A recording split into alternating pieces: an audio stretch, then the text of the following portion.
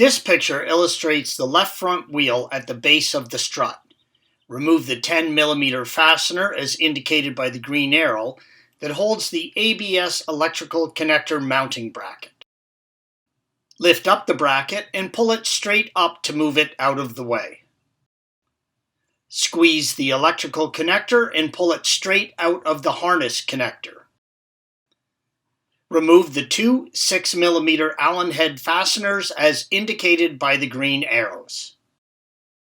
Lift the sensor out of the opening in the spindle. Installation is the reverse of the removal procedures. Fit the sensor into the opening in the spindle and bolt down the two fasteners. Plug in the electrical connector, return it to its bracket and bolt down the mounting bracket. Install the wheel and return the vehicle to the ground. Drive the car and verify that the ABS light has not come on. Thanks for watching. Click here to view the original article along with hundreds of other DIY content for your car.